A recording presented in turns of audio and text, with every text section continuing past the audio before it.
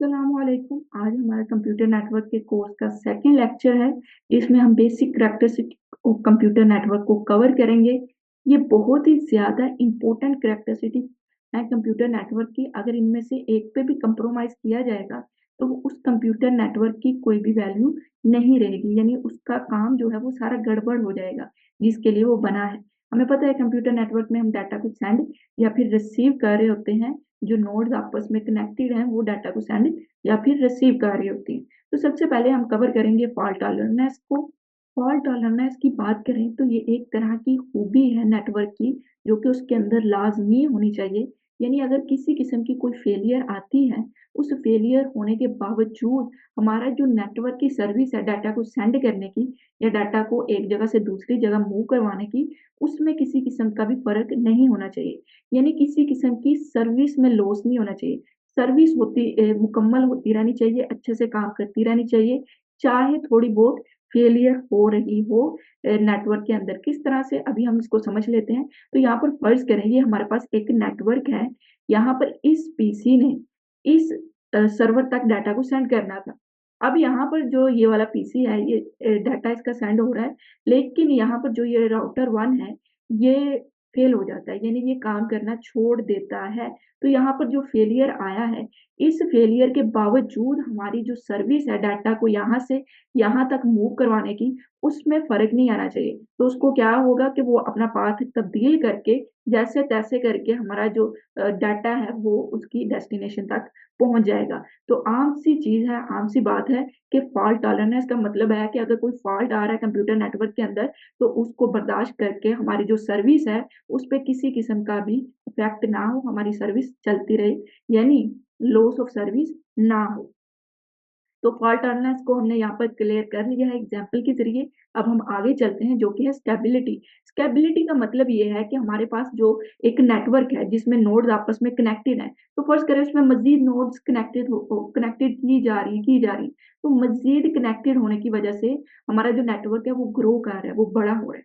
लेकिन बड़ा होने के साथ-साथ उसकी परफ़ॉर्मेंस भी अच्छी रहे, उसकी परफ़ॉर्मेंस में फ़र्क ना हो। ये ना हो कि नोड्स जैसे ही कनेक्ट की जा रही हैं तो हमारा जो डाटा ट्रांसफ़र हो रहा है उसकी स्पीड लो हो रही है, या फिर डाटा जो है वो अच्छे से ट्रांसफ़र नहीं हो पा रहा। तो किसी किस्म की भी परफ़ॉर्मेंस पे कंप्रोमाइज़ ना हो।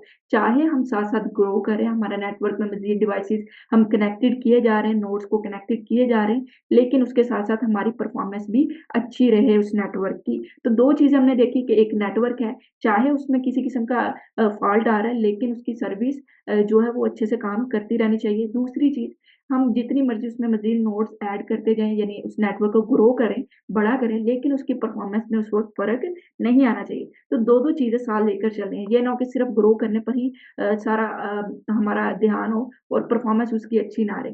परफ़ॉर्मेंस भी अच्छी होनी चाहिए अगर हम उसको ग्रो कर रहे हैं। उसके बाद यहाँ पर आप एग्ज़ाम्पल देख सकते हैं इंटरनेट की कि कितनी ज़्यादा डिवाइसेज़ आपस में, नोड्स आपस में कनेक्टेड हुई जा रही हैं, लेकिन उसकी परफ़ॉर्मेंस पे फ़र्क नहीं आ रहा है। तो परफ़ॉर्मेंस साथ गुड होना ज़रूरी है। अगर उसकी परफ़ॉर्मेंस में फ़र्क आएगा तो उस ग्रो होने का कोई फ़ायदा नहीं होगा, क्योंकि दूसरी डिवाइसेज़ भी साथ उसके इफ़ेक्ट होना शुरू हो जाएँगी। तो इंटरनेट की थोड़ी-सी यहाँ पर डेफ़िनेशन क्लियर कर देते हैं कि इंटरनेट नेटवर्क ऑफ नेटवर्क होता है। यानी नेटवर्क की डेफ़िनेशन हमने पिछले लेक्चर में कवर कर ली थी कि नोड्स आपस में कनेक्टेड होती हैं किसी कम्युनिकेशन लिंक के ज़रिए। अब जो नोड्स कनेक्टेड है उसको हम नेटवर्क कहेंगे। एक और जगह नोड्स कनेक्टेड है उसको भी नेटवर्क कहेंगे। अब जो नेटवर्क को आपस में कनेक्टेड कर दिया जाता है उसको हम इंटरनेट कहेंगे। तो यहाँ पर इंटरनेट को भी मैंने आपको क्लियर कर दिया।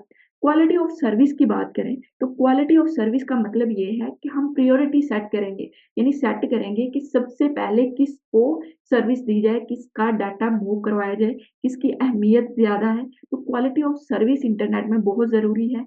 यानी इसके दौरान जो डाटा ट्रैफ़िक होती है, डाटा ट्रैफ़िक का मतलब ये है कि जो डाटा सेंड किया जा रहा है मुख्तलिफ़ डिवाइसेज़ से, वो जो डाटा ट्रैफ़िक है उसको रिड्यूस करके डाटा लॉस को भी रिड्यूस किया जाए, डिले को भी रिड्यूस किया जाए। तो इसको ज़रा यूँ समझिएगा, दोबारा मैं क्लियर करती हूँ कि डाटा ट्रैफ़िक को मैनेज किया जाएगा इस तरह से कि जो डाटा लॉस है वो भी रिड्यूस हो जाए, डिले भी रिड्यूस हो जाए। तो क्वालिटी ऑफ सर्विस में क्या किया जाएगा? प्रायोरिटी को सेट किया जाएगा ताकि हमारी जो डाटा ट्रैफ़िक है, जो डाटा सेंड हो रहा है उसको अच्छे से मैनेज कर लें, और मैनेज इस तरह से करें कि डाटा का लॉस ना हो और डिले ना हो। किस सेंस में? अभी मैं आपको इसके बारे में समझाती हूँ। यहाँ पर अगर हम इस इमेज को लें तो फर्ज करें कि यहाँ पर जो फ़ोन है ये कॉल हो रही है इस फ़ोन से किसी भी आप मोबाइल की बात कर सकते हैं या किसी भी पीसी पे व्हाट्सएप के थ्रू कॉल हो रही है।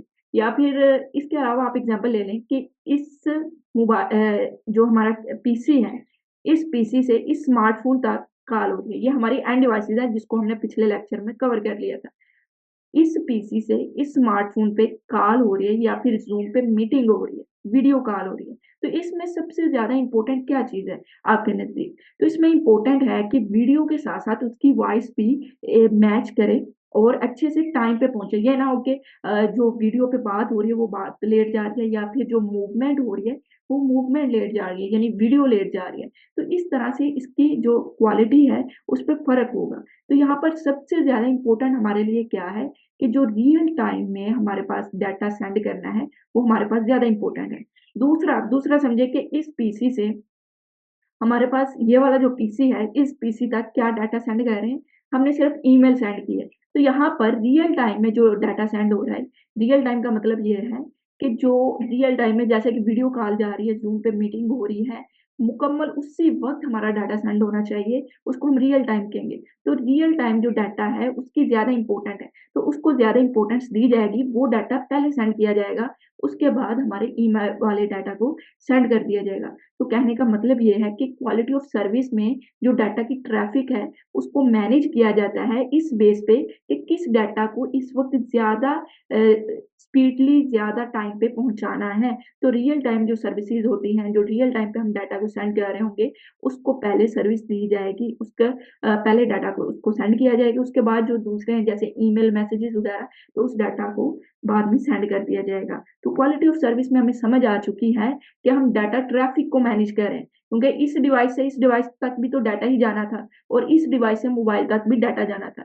लेकिन जब हम डाटा को मैनेज कर रहे थे, तो हमने नोट किया कि कौन से डाटा की इम्पोर्टेंट या प्रायोरिटी ज़्यादा है, उस बेस को उसको पहले हमने डाटा को सेंड कर देना है नेटवर्क के अंदर।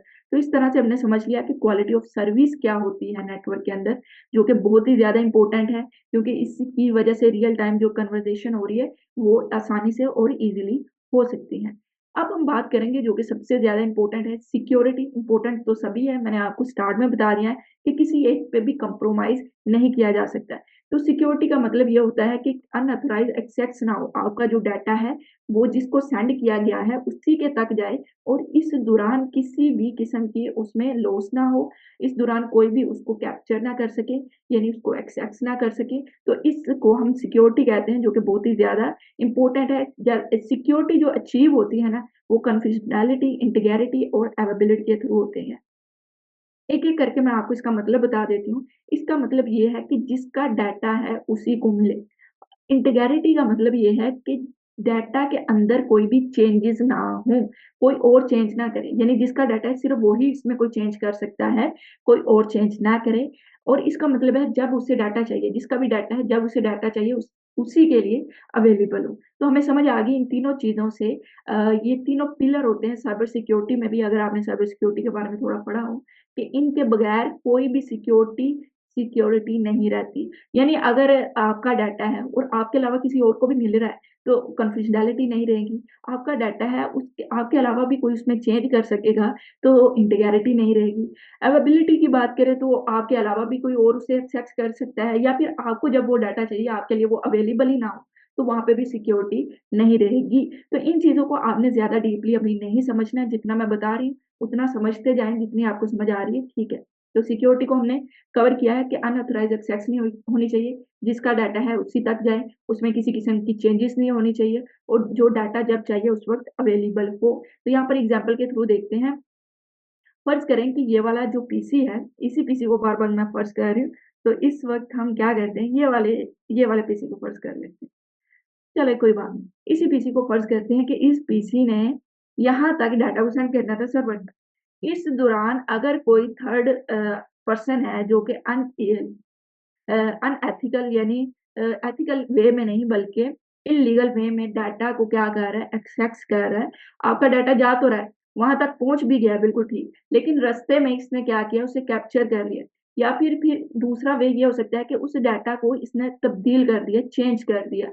या फिर आपके इस राउटर पर उसने एक्सेस करके आपका जो डाटा इस सर्वर तक जाना था, उसका पाथ चेंज कर दिया, तो वो कहीं और चला जाए। तो इस तरह से बहुत अनएथिकल एक्टिविटीज़ हो सकती हैं अगर हम सिक्योरिटी पर ध्यान ना दें और सारी की सारी जो हमारी एक चीज़ है नेटवर्क के अंदर के डाटा एक जगह से दूसरी जगह सेंड हो जाए, टाइम पे हो जाए, क्वालिटी ऑफ सर्विस हो, हर चीज़ हो, लेकिन अगर उसमें सिक्योरिटी ना रही तो कोई फ़ायदा नहीं रहेगा। तो हर चीज़ अपनी जगह बहुत ज़्यादा इम्पोर्टेंट रखती है, जिस तरह सिक्योरिटी रखती है, फॉल्ट टॉलरेंस रखती है, क्वालिटी ऑफ सर्विस रखती है, तो ये कैरेक्टरिस्टिक बहुत ही ज़्यादा इम्पोर्टेंट है कंप्यूटर नेटवर्क के अंदर, जिसको हमने कवर कर लिया है। तो आज के लेक्चर में हमने हर चीज़ को कवर किया है, लेकिन अगर आपने अभी तक हमारे लर्निंग पॉइंट चैनल को सब्सक्राइब नहीं किया, तो इस चैनल को सब्सक्राइब करें। इसके अलावा आप हमारे कंप्यूटर साइंस ट्यूटोरियल चैनल को भी सब्सक्राइब कर सकते हैं। इस पूरी सीरीज़ के आपको नोट्स मिल जाएँगे व्हाट्सएप नंबर पर आप राब्ता करें। बहुत ही मुनासिब कीमत पे आपको पूरे के पूरे नोट्स मिलेंगे पीडीएफ की फॉर्म में, जहाँ पर आप अच्छे से दोबारा रिवीजन कर सकेंगे। तो इंशाल्लाह अगले टॉपिक में अगले लेक्चर को कवर करेंगे। तब तक के लिए अल्लाह हाफ़िज़।